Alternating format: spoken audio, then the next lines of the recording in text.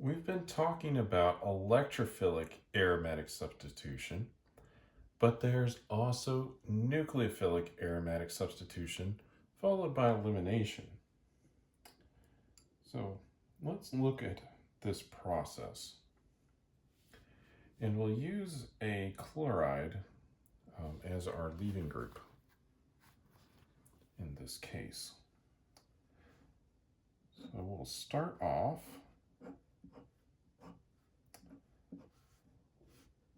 with an aromatic ring with a chloride right there. And we're going to put a nitro group on here as well. And then we can substitute the chloride for something that's a good nucleophile. In this case, we'll use a nitrogen nucleophile.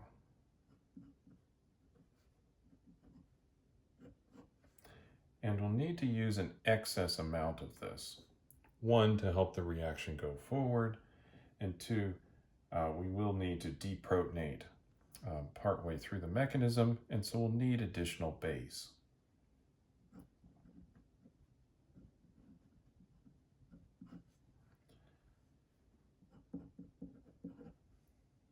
And this process is a little bit slow, so it'll use an entire day.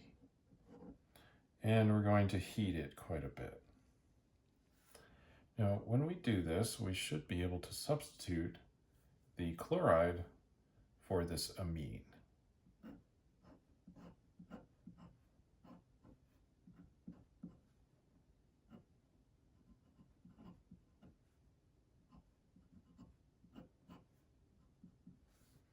Like so. And of course, we will also make some protonated amine.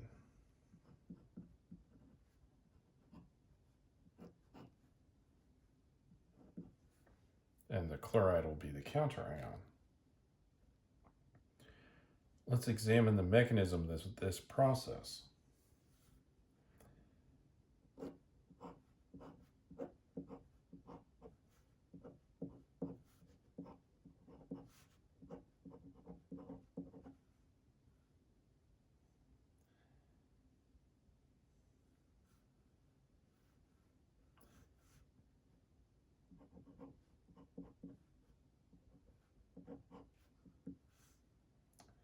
Now we're going to have our nitrogen attack the carbon with the leaving group.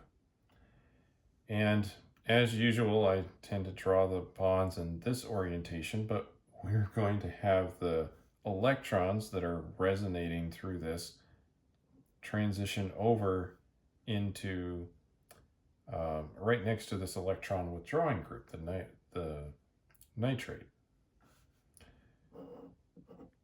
So I suppose it would be better if I had drawn the double bond there, but out of habit, I tend to draw them in this orientation. So you'll just have to excuse that for now. So now there's a lone pair there, and I'll go ahead and fix my problem with the location of the double bonds, especially now that we've got a non-resonant situation.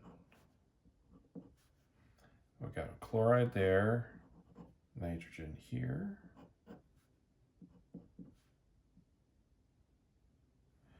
And there's two of those hydrogens, so it's a plus charge on the nitrogen. And we've still got our electron withdrawing group here.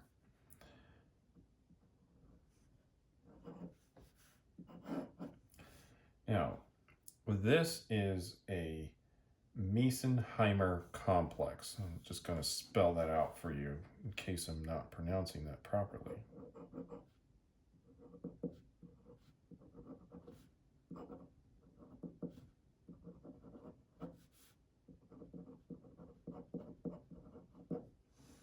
And this is stabilized, that negative charge is stabilized by the electron withdrawing group of the nitro group.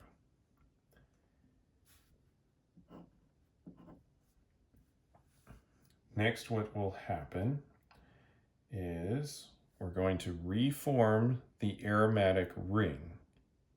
that's energetically important to do. And then we'll have our chloride leave.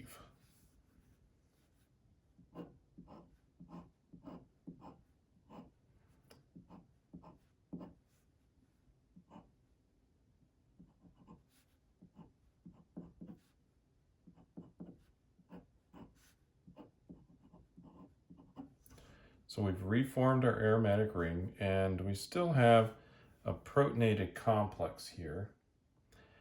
And so we'll just bring in some base.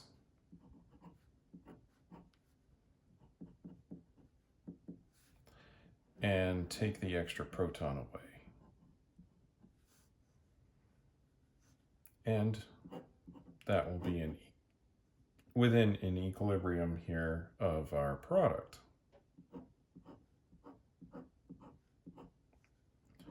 Which has now been nucleophilically substituted.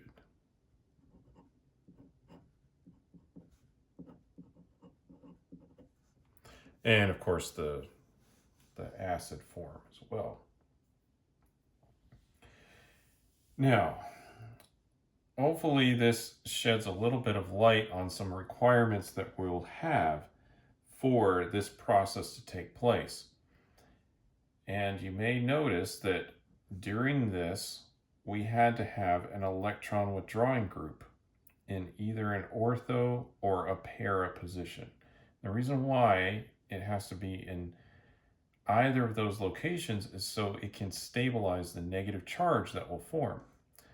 And if it's in an ortho position, then it will be able to do that. And then resonance also dictates that this could happen at a para position. But we'll need one or the other of those, if not both. We're going to need to pull electron density away from that negative charge that happens. So we'll need, again, an electron withdrawing group. And you may notice that these are some harsh conditions up here. It took a day for this reaction to happen. We're heating it quite a bit, at least to the boiling point of water. That's intense, and hopefully you can see why. We're breaking aromaticity, and yes, we have electron withdrawing stabilization, but it could be better. And so let's actually do something that's better. One of the things that we could do is add more electron withdrawing to the ring, and that will tend to stabilize this Mesenheimer complex.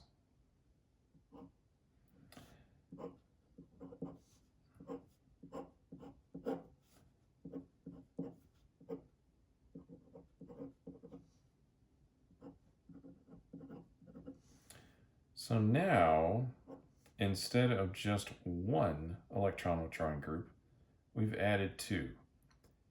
And we've added them in an ortho and para position. Now it should be easier for the substitution to take place.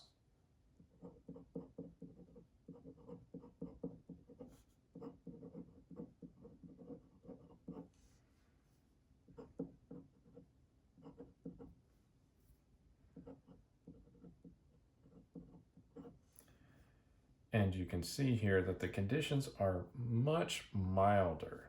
Now we're not raising it up to close to 100 degrees or so, and it's not taking an entire day for the reaction to happen. And we get a similar product. Of course, this time we just have additional electron withdrawing.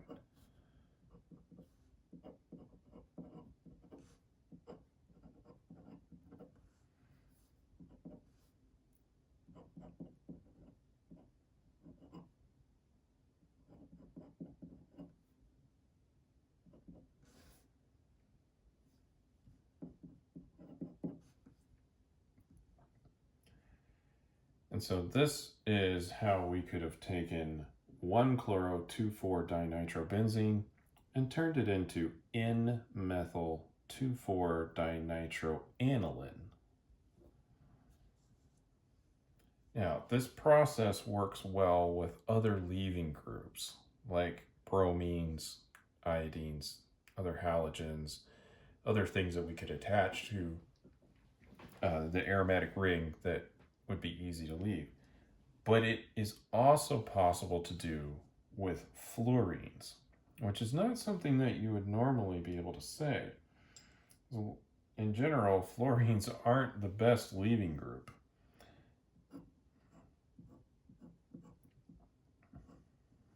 But it can work in this case.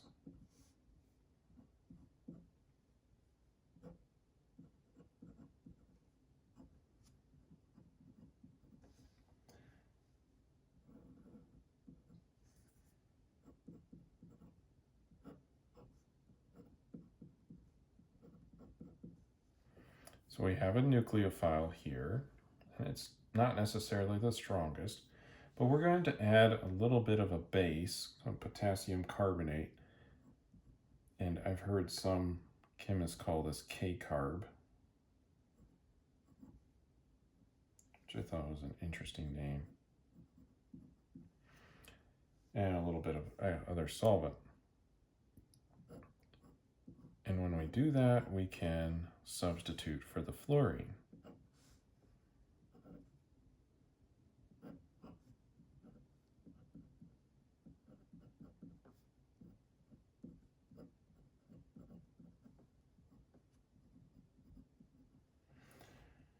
Now, the base here is going to help deprotonate the alcohol a little bit, and also just in general deprotonate when we form the ether. And the reason why this works is that F negative is more stable than the corresponding nucleophile here. And as long as that is a little bit more stable, then this reaction can proceed forward. So, and ultimately that comes down to its basicity. And fluoride is less basic than the attacking species. And so it's possible that it could leave that point. So this is nucleophilic aromatic substitution. So in this case, we have a nucleophile attacking the ring. And we'll need an electron withdrawing groups on it in the ortho or para positions, and perhaps both, for this to happen. And then we have an elimination reaction to reform the aromatic ring.